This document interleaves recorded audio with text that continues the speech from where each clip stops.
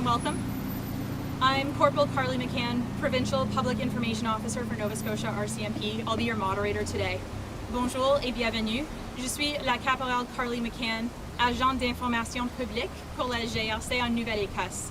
Je serai votre modératrice pour le point de presse aujourd'hui. First, I acknowledge today that we are in Mi'kma'ki, the traditional and unceded ancestral territory of the Mi'kmaq people. I also recognize that African Nova Scotians are a distinct people whose histories, legacies, and contributions have enriched that part of Mi'kma'ki known as Nova Scotia for over 400 years. Premièrement, je reconnais que nous nous trouvons aujourd'hui à Mi'kma'ki, le territoire ancestral traditionnel et non cédé du peuple Mi'kmaq. Je reconnais également que les Néo-Écossais d'origine africaine constituent un peuple distinct dont l'histoire, l'héritage et les contributions ont enrichi la partie du Mi'kmaq, la partie de la Mi'kma'ki connue sous le nom de la Nouvelle-Écosse depuis plus de 400 ans. This afternoon you will hear from the Premier of Nova Scotia, Tim Houston, from Wendy Donovan, the Mayor of Wolfville, from the Member of Parliament here for King's Hants, Cody Blois, from the Operations NCO the Senior Operations Non-Commissioned Officer for King's District RCMP, Staff Sergeant Ed Nugent, and from the Chief Superintendent Dan Morrow, Criminal Operations Officer for Nova Scotia RCMP. Cet après-midi, vous entendez le Premier ministre de la Nouvelle-Écosse, Tim Houston, la maire de Wolfville, Wendy Donovan, et la députée fédérale de King's Hants, Cody Blois. Après ces trois, on va avoir le sergent d'état-major Ed Nugent, sous-officier supérieur des opérations de district de Kings de la GRC. Il fournira ensuite un résumé opérationnel en anglais. Je vais faire la traduction en français. Le surintendant principal Dan Morrow, officier responsable des enquêtes criminelles, présentera ses remarques en anglais et je les présenterai ensuite en français. Pour conclure, les médias présents pourront poser des questions. So I now invite Nova Scotia Premier Tim Houston to the podium, please.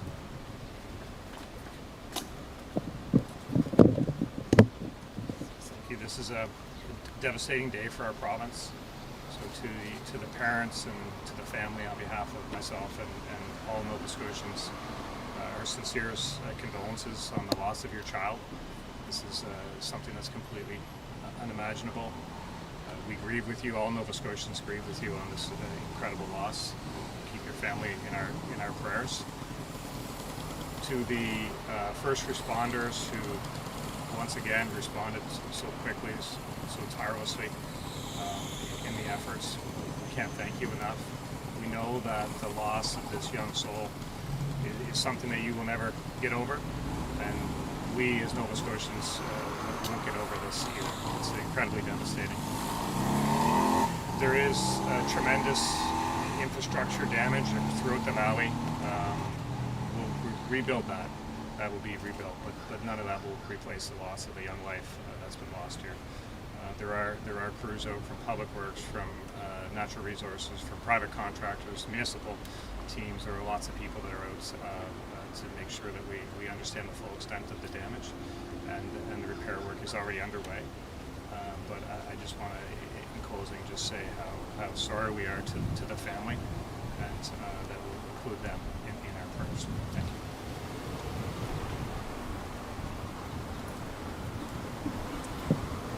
Thank you, Premier Houston. I would now ask Wolfville Mayor Wendy Donovan to speak.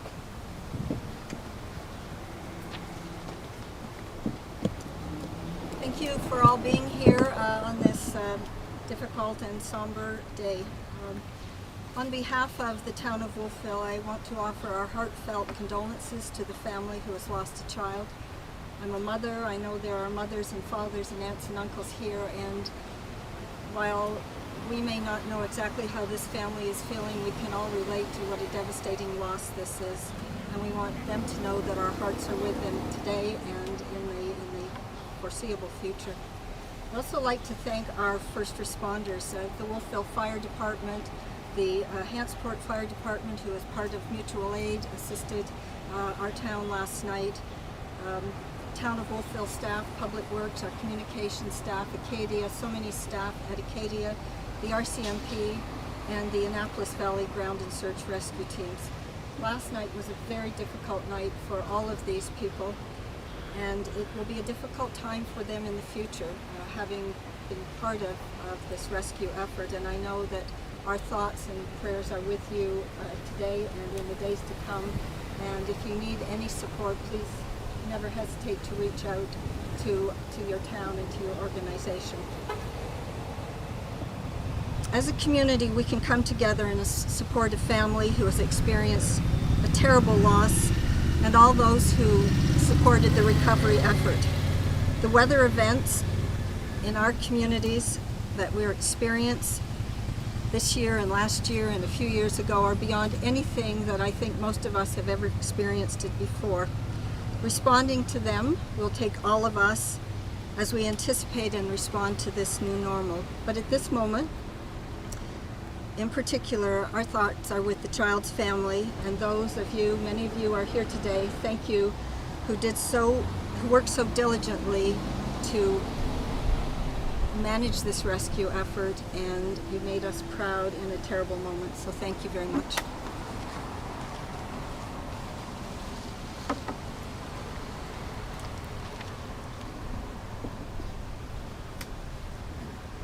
Thank you, Mayor Donovan. I would now invite the Member of Parliament, Cody Blois, to speak. J'invite maintenant le député fédéral, Cody Blois. Thank you very much. My words will be brief, but of course to the family and the loved ones of the child that we have lost, I extend my sincerest condolences. I'll echo what the Premier and the Mayor have said. We're very thankful for the work of our first responders, particularly our volunteer organizations that do so much, that were active not only just here in the town of Wolfville, but across the Annapolis Valley last night and into today. Again, there's no words, just simply that I know that the community here in the Annapolis Valley will be there. I have been in touch with ministries, with the Government of Canada. We will work with the local community to make sure, as the Premier said, not only do we rebuild, but that resources are available to the family, and that's the first and foremost thought in our mind here today. Juste en bref, quelques mots en français. Je partage mes condolences de la famille et les personnes impliquées avec les victimes aujourd'hui. C'est très très triste et nous serons là pour aider la province et la ville de Wolfville et toutes les familles, toutes les personnes impliquées avec les ressources nécessaires dans le contexte, bien sûr, avec le contexte social, mais aussi dans le contexte de l'infrastructure en même temps. Donc, merci beaucoup pour tout le personnel d'urgence, tous nos bénévoles pompiers, pour leur assistance, pour leur travail dans les dernières 24 heures. Merci beaucoup.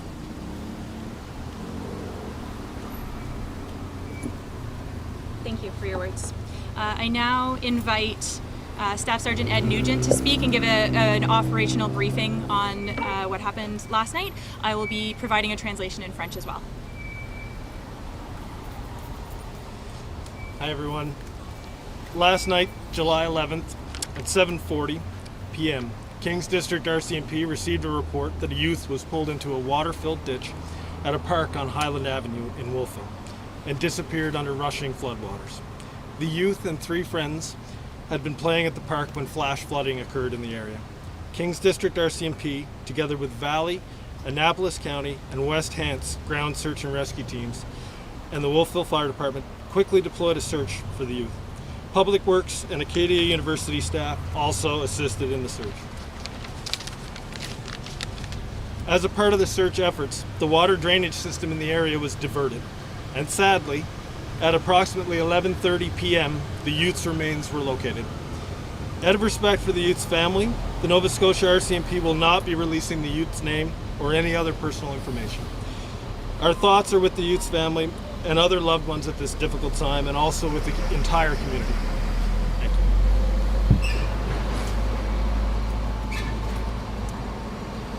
Thank you. Hier, le 11 juillet, vers 19h40, on a signalé au district de Kings de la GRC qu'une jeune personne avait été entraînée dans un fossé rempli d'eau dans un parc situé sur l'avenue Highland à Wolfville et qu'elle avait disparu sous l'eau. La jeune personne et ses amis jouaient dans le parc lorsqu'une inondation soudaine s'est produite. La GRC, les équipes de recherche et de sauvetage au vol de Valley, du comté d'Annapolis et de West Hants, ainsi que les services d'incendie de Wolfville, ont rapidement lancé des recherches pour retrouver la jeune personne. Les travaux publics et l'Université d'Acadia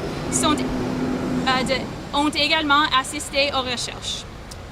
Dans le cadre des efforts de recherche, le système d'évacuation des eaux de la région a été détourné et les restes de la jeune personne ont été localisés vers 23h30. Par respect pour la famille de la jeune personne, la GRC de la Nouvelle-Écosse ne divulguera pas son nom ni aucun autre renseignement personnel. Nos pensées vont à la famille et aux proches de la jeune personne, ainsi qu'à toute la communauté. Merci. We will now have Chief Superintendent Rob Morrow speaking, the Crops Officer for Nova Scotia RCMP.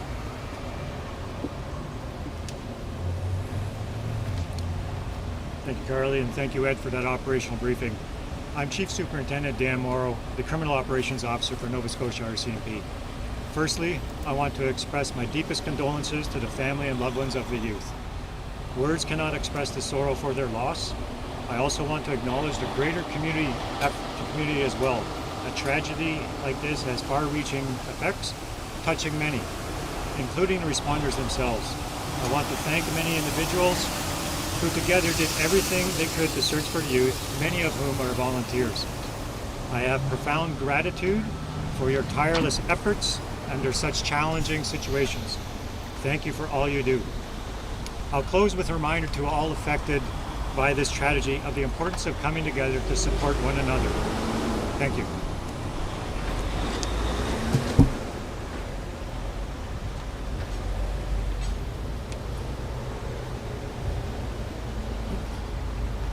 Thank you very much, sir. Merci à tous. Je suis le surintendant principal Dan Morrow, officier de la police criminelle de la GRC de la Nouvelle-Écosse. Tout d'abord, je veux exprimer mes condoléances à la famille et aux proches de cette jeune personne. Les mots ne suffisent pas à exprimer le chagrin que leur cause cette perte. Je tiens également à saluer l'ensemble de la communauté. Une telle tragédie a des répercussions considérables et touche de nombreuses personnes, y compris les intervenants eux-mêmes. Je tiens à remercier les nombreuses personnes qui, ensemble, ont fait tout ce qu'elles pouvaient pour rechercher cette jeune personne, dont beaucoup sont des bénévoles. J'ai une profonde gratitude pour les efforts dans des conditions aussi difficiles. Je vous remercie pour tout ce que vous faites. Je terminerai en rappelant à toutes les personnes touchées par cette tragédie qu'il est important de s'unir pour se soutenir mutuellement. Je vous remercie. We will now proceed with the question and answer period. For the benefit of all participants here today, please provide your name, the outlet that you represent, and to whom your question is directed. We will be limiting the question and answer period to one question and one follow-up. Nous allons maintenant procéder à la période de questions et réponses. Nous vous demandons s'il vous plaît de vous limiter à une question et à un suivi. Pour le bénéfice de tous les participants, veuillez indiquer s'il vous plaît votre nom, l'organisation que vous représentez et à qui vous dirigez votre question. Merci. So, who would like to start with the questions, please? Hi, Yes. I'm Gareth Hampshire from CBC News. Maybe Staff Sergeant Nugent. Okay. Could you step forward? The Premier said sort of how unimaginable it is, and most people can't understand how this could happen. Can you just maybe give an outline of the volume of water, what was going on with this rescue that made it so challenging? While I don't have specific numbers for you today, I can say that there was a very heavy rainfall here in a very short period of time. And I can tell you that even hours after the event, the area there was still draining. There was a very heavy volume of rain that fell. and it contributed to the ditch in that area just being completely overflowing, overfilled with water and a very high volume at a fast current moving through there. Thanks. And if I can ask a follow-up, so just in the area there, the park, as you can see the mud, you talked about diverting the water, but it was still something like 3 hours till you made the discovery.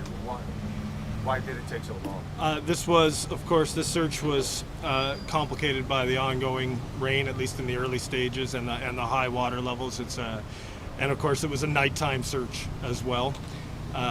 We did have 3 ground search and rescue teams on site here, and of course, and an RCMP incident ground search and rescue incident commander, and that commander, in conjunction with the ground search and rescue team leader, would have tasked searchers with searching specific areas, and as a result of one of those tasks, the remains were located. It was again a fairly complex search given the small area, just largely due to environmental conditions. Thanks. Zach Power with Global News. Describe how difficult it was to make that search in the dark last night. While I wasn't personally on scene during the search, I was working throughout the evening hours. It was the conditions were difficult. While the rain did thankfully lighten and eventually end during the search, I can only imagine that the conditions were quite difficult. I did speak to some of the searchers afterward, and I know that they were searching quite a large area in difficult conditions, tiring conditions, and darkness. So obviously they had to take great care. There was a wooded area as well, so some difficult conditions for sure. I know, we our great thanks go out to the volunteer searchers that once again have done a great job assisting. Are you able to confirm the age and gender? No, I'm not. I'm sorry. Is there another question from the group here? Yes. Did you give us an idea if there were any other rescues that needed to be performed last night? I'm not aware of any other search and rescue operations, not within this area anyway, within Kingston. Are there any other questions that we can answer? Adrian Brown with Radio Canada. Can you just clarify, so the person was playing in a park, but it was not related to the floods, like the person was playing, minding their own business, if I understand? I don't have any really further specifics on that, but to my understanding, it was the youth was playing there, yes, in the area, and I'm not sure what in relation to, but just playing at the park there. Yeah. Sorry. Staff Sergeant. People may wonder, maybe you could give a bit more of a sense that it says the drainage ditch and somebody falls in it and drowns. Is it the volume and the pressure of the water? If you're hearing about this somewhere else in the country, it might sound odd a bit. Can you explain it just a bit more? I'll do my best. I can't really get into the science involved. Obviously, we still are waiting on some answers. This investigation is still ongoing into the circumstances, and of course, we are now assisting the medical examiner's office, and we expect some further answers from that office. The best I can say is that in flash flood situations, as we've seen over the last year or so, or last couple of years in Nova Scotia, conditions can change very quickly in heavy rain, and we've seen tragically we've seen a circumstance last year in Hants County where lives were lost in flash flood, and that's the best explanation I can give right now, is that a heavy volume of water in a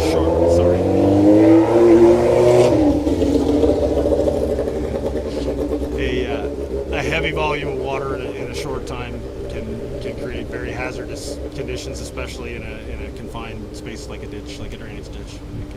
Well, I realize you can't give the age, but if you make sense that he's a young, just almost a child or a teenager. Yeah, all I can say at this point is that we're talking about a youth, person under the age of 18. Are there any other questions here for Staff Sergeant Nugent or for other speakers who are here today? Yeah, I've got one sort of sergeant for the Fairclough Beryl. The water itself, you say was diverted. Where does the water normally flow, and where was it diverted to? Thank you, Ian. I'm certainly don't have the details on that either. My understanding or my knowledge of the situation is that it's a drainage ditch for the park there. It's just a simple system to remove water in normal conditions from that park area to ensure drainage. Above ground though, or under? I can't get into those specifics right now. And my second question would be for the Premier. Premier, just wondering, I know it's still early, but when you say extensive damage, do you have an idea of how many roads are washed out, how many bridges are washed out? I think as of right now, it's somewhere in the range of 29 or 30 roads that remain closed. I think over the course of last night, it was 35 or more. So there's still a significant number of roads that are closed, but where the crews are out there, they're working to get those reopened. I wonder if you could reflect a little bit on this happening twice in under 2 years. Deaths like this. Yeah, it's in the time that I've been Premier, which is less than 3 years, we've stood up our provincial coordination center. This will be the 7th time, and in the kind of the 10 years before that, I think it was once or twice. So we know this is the third set of floods now. The ones last year with also devastating loss of life, and now loss of life this year.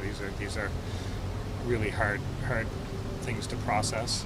On top of that, we've had hurricanes, we've had fires, and snowstorms. So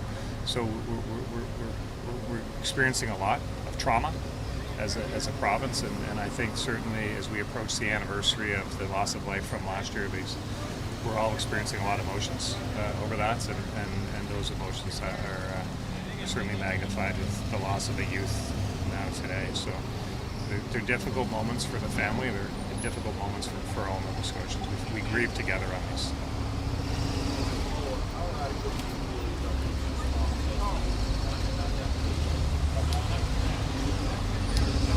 Yeah, so we're obviously the climate is changing for sure. We've been focused on that as a government for policy through legislation, and obviously as we live through another experience, this is the exact reason that we're standing up in Nova Scotia Guard to focus on preparedness and support our first responders as best we can. But so we always we focus on how to respond and how to prepare, but in the moment as we are right now, I mean, I think we're all trying to process the tragedy and the depth of the tragedy, and I know for the family, nothing will bring a child back, but also for our first responders who were on site working so tirelessly to save somebody. This is they'll never be the same either, and so we feel that as a province. But as a government, we continue to focus on preparation and also make sure our response is as best as it can be in these circumstances. Mr. Premier, you talked about rebuilding the roads and the bridges and infrastructure that needs to be rebuilt. Do you think moving forward, given the storm that we're seeing, it not only needs to be rebuilt, but expanded and widened and that type of thing? Yeah, so of course something that is rebuilt today, a bridge or a culvert or a road is rebuilt stronger than it would have been when it was first. That's for sure. The efforts around mitigating risk, and prevention as well. I mean, we when you know more, you do better, and I think that's the same for our infrastructure construction methods, or the way we repair things, and just our general preparedness as Nova Scotians. But today, I think as we try to process this loss, there's crews out there already rebuilding and repairing, but we'll continue to focus on that as well. Are there further questions related to the incident from last night specifically that we can address today? Okay. If there are no further questions today, excuse me.